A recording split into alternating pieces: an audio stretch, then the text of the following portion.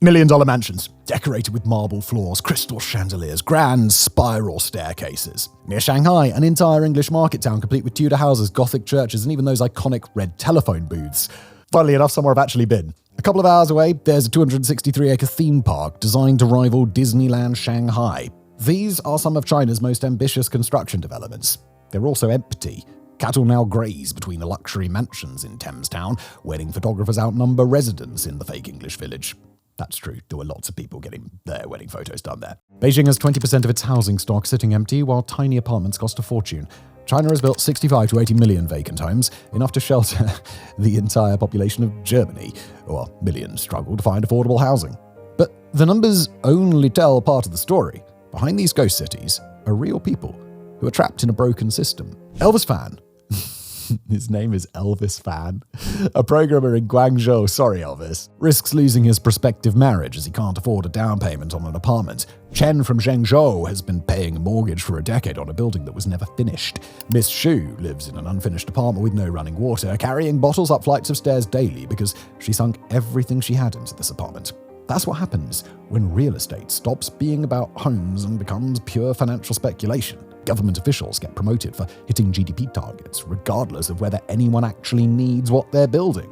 When an entire country mistakes construction for prosperity. Alright, so our first stop on the tour through China's most expensive mistakes is in the outskirts of Shenyang, where we have 260 European-style mansions, each one costing over $850,000 to build. Marble floors, crystal chandeliers, grand spiral staircases, the stuff of the rich and famous that you see in the movies, but something ain't right.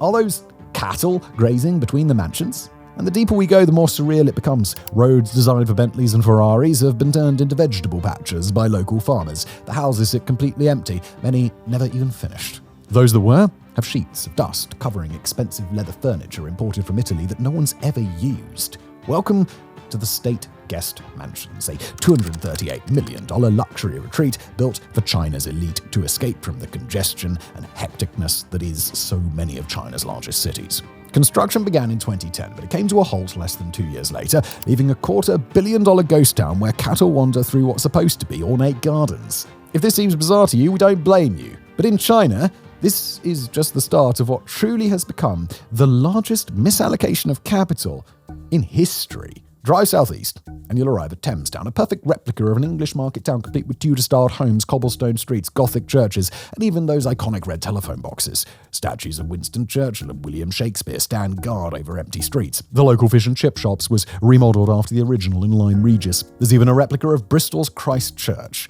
and it is as bizarre as it sounds. I promise you, it's so strange.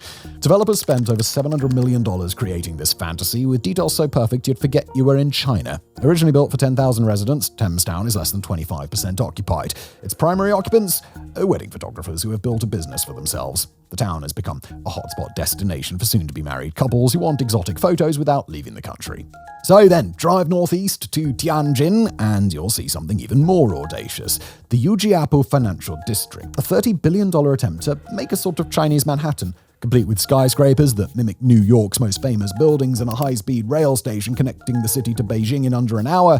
Yujiapu was ambitious, to say the least. The problem here is that designers got ahead of themselves with the scale of the district, and just a little. 3/4 of office space sits empty. Construction has stopped on many buildings entirely, and many destination sites, such as their would-be enormous mall and IMAX theatre, are closed permanently. But perhaps nothing captures the scale of this ambition and failure quite like Evergrande's cultural tourism city.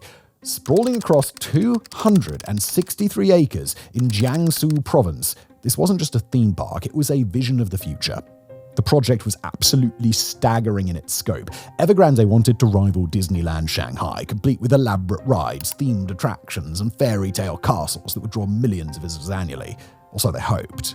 This was just one of 15 planned Evergrande Fairyland projects across the country, part of the company's $67 billion tourism industry. Each was designed to serve a different region, creating a tourist attraction throughout lesser visited parts of the country. Except like so much else throughout this country, this never materialized. Evergrande defaulted on over $300 billion of debt in 2021. Construction stopped on all of their fairyland projects throughout the country. Today, aerial footage shows the cultural tourism city being reclaimed by vegetation completely abandoned. And these are not isolated failures. Across China, you can drive for hours through cities with little to no signs of life. We're talking 65 to 80 million empty homes here. This is enough to fit the population of many, many countries. Large countries. These phantom cities represent the most expensive mistakes in human history. Complete with water systems, power grids, internet cables, they were all built to serve populations that just never came. 50 major developments sit in various stages of abandonment and ruin, monuments to ambition that simply outpaced reality.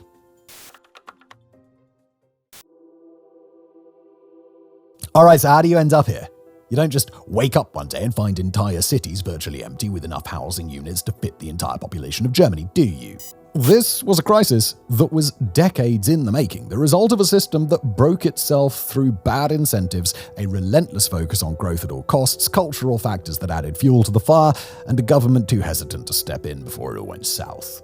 The roots of China's housing crisis, they stretch all the way back to 1994, when Beijing implemented the tax-sharing reform, centralizing revenue collection in the capital at the expense of local governments. While much of this is redistributed according to where the central government believes it is best spent, this starved many local governments of revenue used for everyday operations like schools, hospitals, and other basic services. They needed new revenue sources, and they needed them bloody quickly. One alternative solution presented itself in the form of leasing land. All land in China is officially owned by the state, but it can be leased out to private developers for periods of time. What's more, the local governments are the ones who do the leasing and keep 100% of the proceeds. And that created a simple equation. The more land they sold, and the higher the price, the more money they made. By the early 2000s, leasing land had become the backbone of local government revenue, accounting for an estimated 60 to 80% of their income. In order to maximize this cash flow, officials had strong incentives to drive up the value of the land that they were leasing out, often through large-scale infrastructure projects, regardless of their actual need. A plot of land with a mall and a school was inherently more valuable than an empty plot, even if nobody used it. This is where the system really went off the rails. Chinese officials were evaluated primarily on economic growth that they achieved in their jurisdictions, measured by gross domestic product, almost to the exclusion of everything else, including the exclusion of common sense. Miss your GDP targets, and you can kiss that promotion goodbye. Consistently underperform compared to your peers, and well, you better get packing. Construction became the solution for ambitious officials. Every road paved, every apartment building erected, every shopping mall built directly boosted GDP figures. Whether anyone would actually use these buildings, that was beside the point. Build it and they will come, they said. In addition to the government's direct infrastructure investments, Chinese economic policy further incentivized individuals and families to prioritize property above all else. While home ownership had long been a major source of importance in traditional society, the government's strict capital controls and extremely low interest rate policies made alternative forms of investment difficult at best and unprofitable at worst. The domestic stock market, which is dominated by state-owned enterprises which prioritize political goals rather than returns for the shareholders, has barely kept pace with inflation. In an age of super easy lending requirements and ultra-low interest rates, savings accounts just returned almost nothing. So what was left? Well, property. It became the only viable option for Chinese citizens who wanted any real return on their money. By 2020, Chinese households had 70% of their wealth tied up in real estate. Families didn't just buy these to live in either. They frequently were buying second and third properties and held them long-term like stocks. There is a sharp drop-off in value for houses and apartments that have already been lived in, which only exacerbated the issue. Many of the units that served as investment vehicles were not rented out at all, as it was more lucrative for families long-term to just let them sit empty. And this, obviously, led to staggering vacancy rates. In Beijing, China's most expensive city, almost 20% of the housing stock sits empty. Now, in fairness to the government, which nevertheless still retains the lion's share of the burden for this crisis by allowing it to escalate to this level, there were other more deeply rooted factors at play too. In Chinese culture, property ownership is seen as nothing short of a prerequisite for marriage. Men frequently need to win permission from their would-be bride's parents in order to go through with the marriage, which often centers around the expectation of home ownership. Making this factor even more crucial and further extending the property-driven madness is the demographic crisis that's been the result of China's one-child policy. Given the relatively widespread traditional preference for a family to have a son to carry on their lineage, especially if they can have only one child, many used ultrasounds to determine their unborn child's sex, with abortion being widespread if it was a girl. The scale of this gender selection was absolutely massive. Demographers estimate that between 1980 and 2010, approximately 23 million girls were missing from China's population due to sex-selective abortions as well as female infanticide. China now has roughly 30 to 40 million more men than women. For millions of Chinese men, particularly in rural areas, the maths simply means they'll never find a wife. For those who throw their hat in the ring of this skewed marriage market, it further ramps up the expectations for getting married. Families have begun regularly going into debt to help their sons buy an apartment, knowing that without property ownership, finding a spouse would just be next to impossible. Elvis Fan, a 27-year-old programmer in Guangzhou, learned this firsthand. He and his longtime girlfriend wanted to get married, but her parents made it clear that he would have to have property of his own to win their blessing. Unfortunately, his salary was not enough to afford a down payment, even in the relatively cheaper areas around him. Faced with this daunting maths, he turned to his parents. They would have to sell their own apartment to support their son's prospects. Quote, "I once thought about giving up my relationship with my girlfriend, but I feel that if I give up, I would feel as if I had given up on my goal." The situation is much worse in rural areas. Yagojin lives in a rural village of less than 300 people, where 68 of them are bachelors.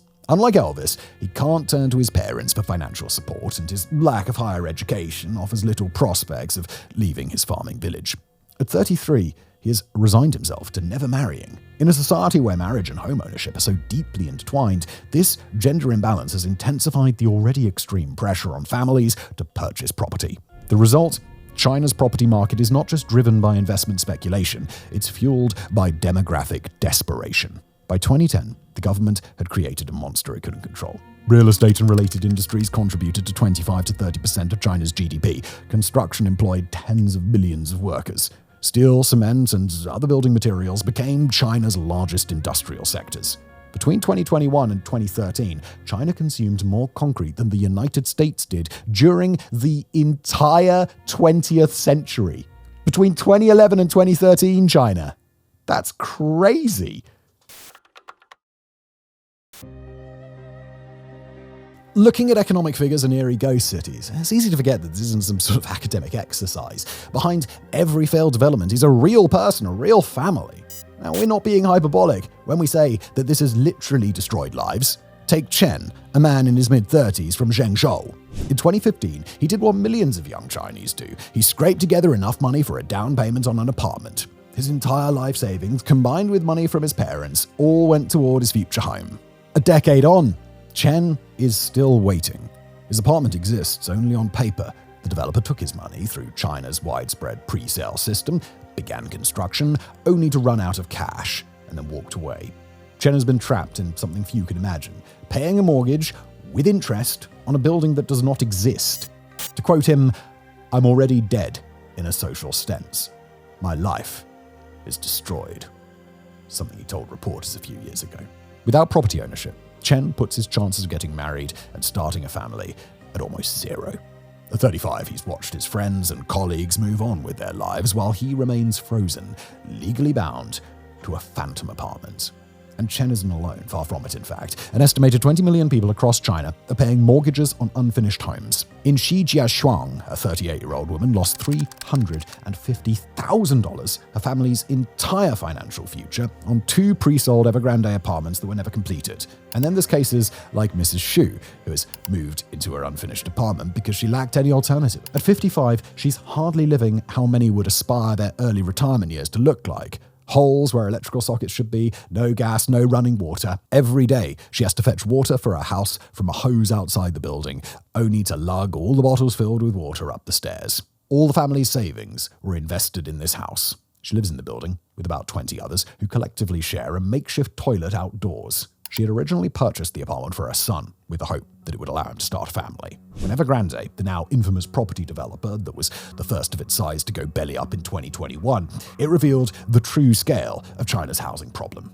The company had liabilities exceeding $300 billion, larger than the GDP of many countries. But the numbers tell only part of the story. Evergrande alone left over 800,000 pre-sold homes unfinished. 800,000 families had paid deposits they had worked their entire lives to save up for, and in many cases had borrowed from their families as well. These were not whimsical purchases, but likely the biggest purchases that they would make in their entire life. With this pre-sold house system, the company operated essentially as a Ponzi scheme disguised as real estate. Sell apartments before building them, use those deposits to fund other projects, then sell more apartments to make up the difference.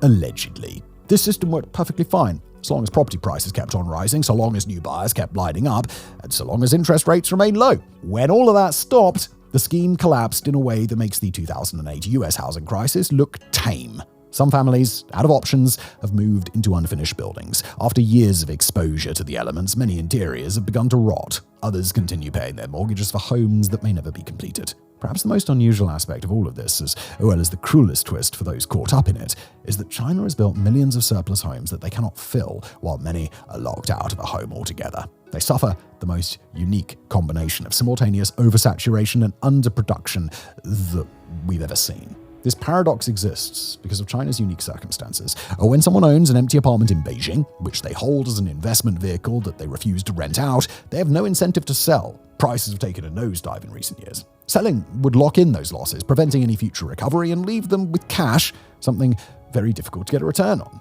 Meanwhile, there are entire cities only 10 to 20% occupied where apartments would be cheaper for young professionals. But what good is a cheaper apartment halfway across the country when your job is in Beijing or Shanghai? This is a geographic mismatch of epic proportions that traps everyone. Young professionals spend upwards of 60%, sometimes even 80% of their income renting tiny apartments in major cities, often sharing single rooms. It hasn't quite reached the level of coffin apartments that has plagued Hong Kong, spaces barely larger than a bed, but the trend is moving in that direction. Meanwhile, luxury towers stand kilometers away, their units empty, mocking those looking on. Even the developers who built these phantom cities find themselves with few options. They can't slash prices too dramatically without triggering bankruptcy. Land costs, construction loans, and overhead expenses that racked up over the years, they're simply too high. For those watching wondering why anyone should shed tears for these companies, you're absolutely right, we shouldn't. But we also have to be clear-eyed about the ramifications, the fallout from more developer bankruptcies. Remember our friend Chen, who had put his life savings into an apartment and is still waiting on it 10 years later? That's the fallout from that, and it's not good for anybody. This whole scandal has broken a core pillar of the Chinese social contract. Families who thought they were securing their children's future by helping them to buy their first home put it all on the table and walked away with nothing. Social mobility, which had become a core promise of China's economic miracle, has become an illusion for millions trapped in this broken system. So, faced with the largest housing crisis in modern history, the Chinese government could ignore the problem no longer by 2021. Gone are the days of unrestricted GDP growth at all costs, where construction was the only thing that mattered. Over the last several years, Beijing has steadily been upping its game on this issue. But many fear that this is simply too little too late, and on some level, their strategy still centers on the idea that they can build their way out of this mess. When China's housing market began its spectacular collapse back in 2021, Beijing severely underestimated the scale of the problems at hand and believed it could be addressed through containment of the worst-performing companies. They rolled out limited, targeted support for completing pre-sold homes, a few interest rate cuts, and quiet efforts to keep panic from spreading. This wasn't enough. After Evergrande, Country Garden, China's largest developer, started showing signs of distress within 18 months. Other major players weren't immune either, with many having their credit ratings downgraded, making future borrowing even more expensive. Things spiraled when mortgage boycotts spread as families refused to pay for apartments that might never be completed. Local government revenues plummeted as land sales dried up and construction employment took a downturn. By May 2024, Beijing realized a gradualist approach was not going to cut it. This had transformed from a localized failure to economic DEFCON 1. They unveiled what state media called a historic rescue measure, $42 billion in central bank funding for a broad range of state-owned enterprises to buy unsold homes and convert them into affordable housing, slashing mortgage requirements, because how could that come back to bite anybody, and authorize local governments to purchase properties. To their credit, there is a certain logic to this approach. They will help clear the inventory backlog, restart the property market, remove barriers to home buying to incentivize buying, and use resources to prevent a collapse of the enormous construction industry throughout the country. But the numbers aren't in their favor, and it seems all but certain that they are continuing to underestimate the scale of the crisis. Goldman Sachs estimates that returning China's housing inventory to just 2018 levels would require 7.7 trillion yuan, assuming a 50% discount on current market prices. That's roughly 25 times the size of Beijing's current plan. Even just completing homes that developers have already pre-sold would require $553 billion. That's more than 10 times the funding they've allocated to the problem. Chinese officials face genuine constraints here. Local governments remain heavily dependent on land sales for 60 to 80% of their revenue. They're less than eager to go in with large-scale bailouts of private developers, wanting to avoid a moral hazard of rewarding them for taking on more than they can handle. At the same time, they're worried about allowing the sector to collapse given the social upheaval that would cause. There have been a few bright spots, though. Zhengdong New Area, which had once been labelled a ghost city, has grown to over 1 million people after iPhone manufacturing factories moved into the area. The economic activity brought life to a city that for years had consisted of empty buildings and vacant streets. Most cities won't be so lucky. Drive through the city of Kangbashi today, and you'll see it slowly coming to life, but only because the government forcibly relocated top-tier schools there, forcing students, staff, and professors to move. The population has grown from 30,000 to 126,000, but this is still far short of the 1 million originally planned. This forced relocation strategy represents Beijing's most direct intervention in the host city problem. By moving essential services, schools, hospitals, and government offices, authorities can literally force people to populate the empty developments. It's kind of urban planning on steroids. Build it, and they will come has been transformed into build it and then force them to come. The ornate examples from earlier in our tour have not had any of these successes. They are too small to relocate a school, too expensive to buy for everyday citizens as affordable housing. Thamestown near Shanghai remains a wedding photo destination where couples visit for shoots and then leave. Almost nobody actually lives there. The state guest mansions in Shenyang tell a similar story. China's demographic reality paints a bleak future. With population and birth rates declining due to the long-enforced one-child policy, it's difficult to imagine ghost cities transforming into anything meaningful. They'll stand there, slowly crumbling, a testament to an era when China believed it could build its way out of just about anything. Something less discussed is the maintenance of these buildings, these towns, these cities. Maintenance on inhabited buildings is bad enough, but empty ones? Absolutely astronomical. If the heat breaks in the winter of an inhabited building, people know about it immediately. But in these abandoned towers, it might go for weeks or even months until a freezing pipe breaks, flooding the whole thing. The lack of attention paid to these issues by the ghost inhabitants causes homes and buildings to decay much faster than if someone was actually living or working there. The construction quality makes the problem even worse, with cheap materials widely used and the average building designed to last only 30 to 35 years. It should come as little surprise that ghost cities are slowly decaying into modern ruins. So-called rotten tail buildings, as they're known in Chinese, can be found all throughout the ghost cities. China built the most expensive mistake in human history. Now it's watching that mistake slowly crumble, one empty building at a time, while millions of families who desperately need housing remain trapped. So today we're taking a journey through China's most expensive mistakes. We've walked the cobblestone streets of Thamestown, seen cattle grazing between $250 million worth of villas in the state guest mansions. We've met families paying mortgages on buildings that don't exist, and others living in unfinished apartments without any water. These ghost cities reveal something crucial about the nature of housing. When homes become purely financial instruments, disconnected from the basic human need for shelter, the results are tragic. They also expose what happens when governments create harmful incentive structures, both for the private sector and the public. Local officials here weren't rogue actors going against the system. They were doing exactly what the system had trained them and rewarded them to do. Beijing rewarded GDP growth above all else, so officials became excellent at delivering precisely that. They responded rationally to irrational incentives, and the result was a landscape of perfectly built, completely empty cities. The human cost is staggering. In addition to the few stories that we were able to touch upon today, there are millions more whose struggles we can only imagine. In Beijing tonight, young Chinese citizens trying to get their life going spend 80% of their income on tiny rooms, while luxury towers sit empty nearby. Across the country, there are hundreds of thousands more cases like Chen, who sunk everything he had into a house that might never be built. In many rural villages, countless men have given up trying to find a partner, given that mathematically it just isn't possible for many men. China created an incredible system where families are simultaneously suffering from housing shortages and surpluses, where ghost cities crumble while millions can't afford homes, where the country that used more concrete in 3 years than America used in the entirety of the last century managed to build everything except what people actually needed. The most expensive lesson in modern economic history may be the simplest. Homes must, first and foremost, be for living, not for speculation.